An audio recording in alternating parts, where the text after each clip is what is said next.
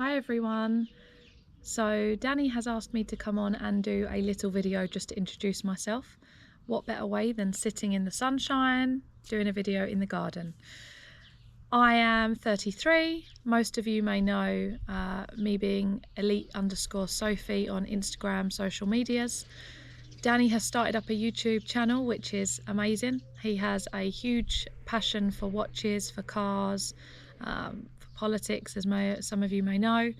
So there's a lot of things that he has lots of interest in. So what better way than to start a channel up? And he asked me to come on and just say hi. So here I am. We moved to Spain back in April 2021. So it's actually going to be 4 years this month coming, which is just crazy. We live the best life. We live in the mountains, very close to a Spanish town, which is just beautiful. The people are incredible. Carter goes to a very Spanish school. Our son, who is now just turned 5 and is fluent speaking Spanish.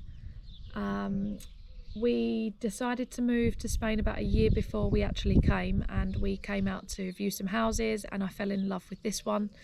The day we left, we put the offer in, and as we landed back in England, the offer was accepted, which made us super happy. Little did I know that I was actually pregnant at the time that we found the house. That was just perfect, because we had tried for around a year and I thought that I wasn't going to be able to have children. And then I was pregnant, so it was the best news ever. We moved to Spain and I didn't talk any Spanish whatsoever. Literally would be the word hola, that was it. I started to do Spanish, tried to get the feel of it, started it with a friend. Very, very complicated, very difficult, but doing little by little was certainly more beneficial than overloading and trying to fit in as much as I can. I know quite a few of our friends here have just put their mind to it and they've done really, really well.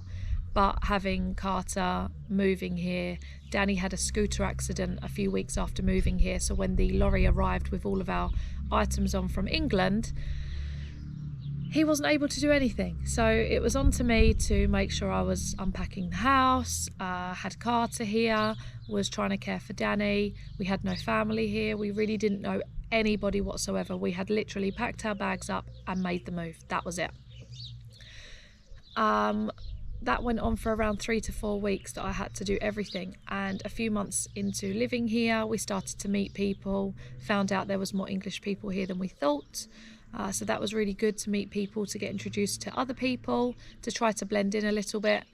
I then met a very good friend of mine now in one of the local supermarkets. She was in the queue and I started to talk to her and just said, you know, I heard that you were talking English. And she said, yeah, but I've lived here most of my life, all of my life. And I said, I'm trying to look for a nursery for my son, but I have no idea what I'm doing because I don't talk any Spanish. I don't know what to do. And we spoke for about 2 hours in the shopping centre, in the supermarket, and we've become friends ever since. But Carter started nursery and it was very, very difficult, but it was the best move ever because he didn't know any Spanish, but the teachers were completely Spanish, no English. So it really, really helped to push him, which now being 5 years old and being fluent Spanish in a complete Spanish school is the best thing that we ever, the best decisions that we ever made. So that's a quick rundown into the big move to Spain. There's lots more that could be said, but I just wanted to come on and, just partly introduce bits to you.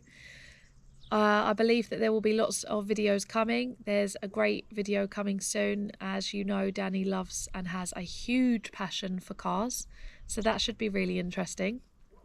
I do some work on Instagram.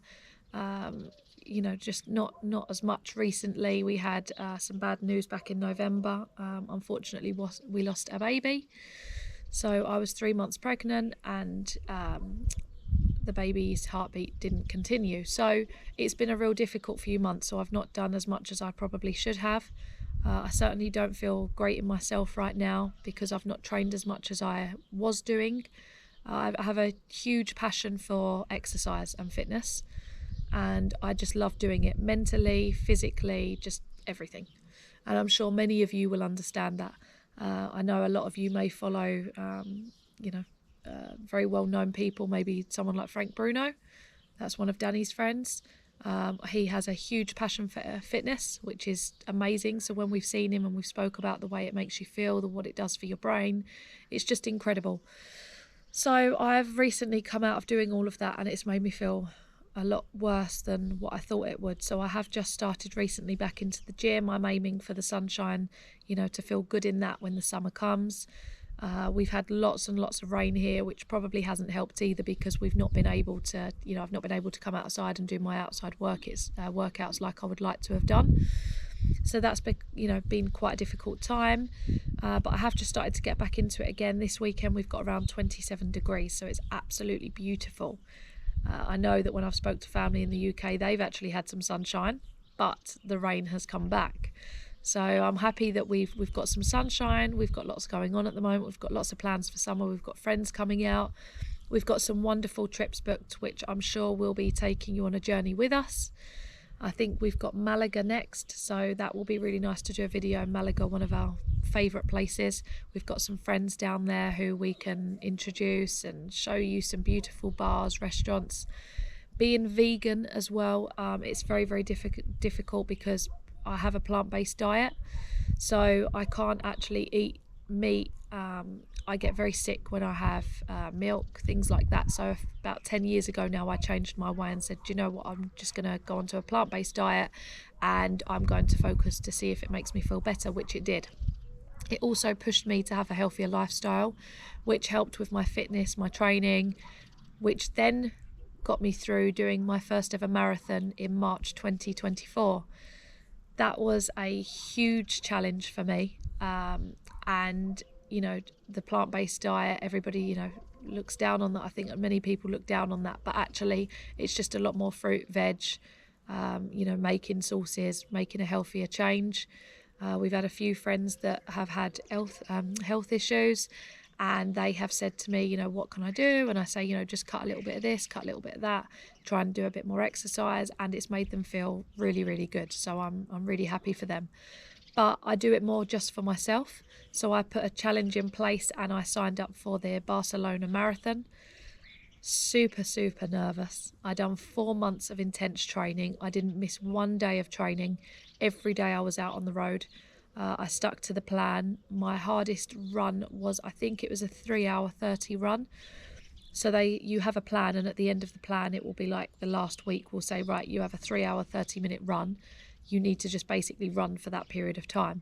So I did, and I think I done 22 miles, but I was extremely uncomfortable. I'd been sick down on the road. I had friends driving past, but I just waved, I couldn't stop, and I completed it. But I was dreading the run, because after that big run you get to kind of slow down the pace until race day. So we went out to Barcelona. That was just incredible. The atmosphere of the start line, as you run off, you listen to everybody's feet clamping on the floor. Just incredible. My target was 4.5 hours to come in at. I was absolutely dreading it. I woke up in the morning, I felt very sick. I just didn't feel myself. I was so nervous. The day before, we'd gone there with friends. I didn't want to socialise. I was very quiet. I was really, really stressed about the following day.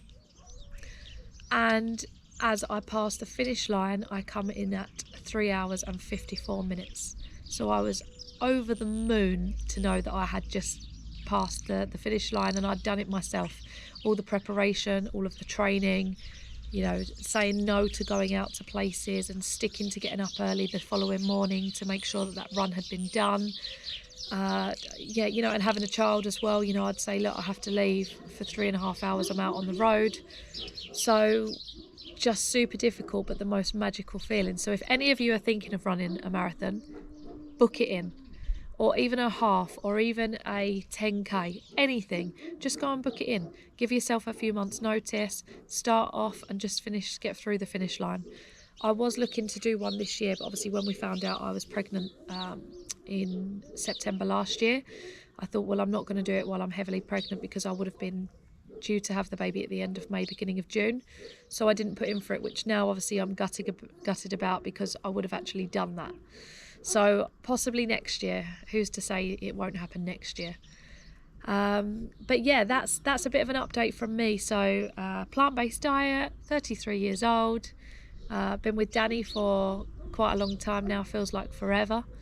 We have a great life here in Spain. It's something that if you ever think about doing, get a plan in place, because I think if we hadn't had a plan, we wouldn't have done it. And we focused on that plan, so everything was set for that date. We'd booked our flights, we'd booked the transportation of all of our household goods, our items, and yeah, we've got a little boy who's 5 now. He's just growing crazy. He's my bestest friend. Absolutely live our best life here in Spain. But I think I just wanted to come on and say hi, to introduce myself a little bit. I hope I've not rambled on too much, but we will do another video soon. I'm sure there's lots planned for you to come along and see with us, and we'll see you again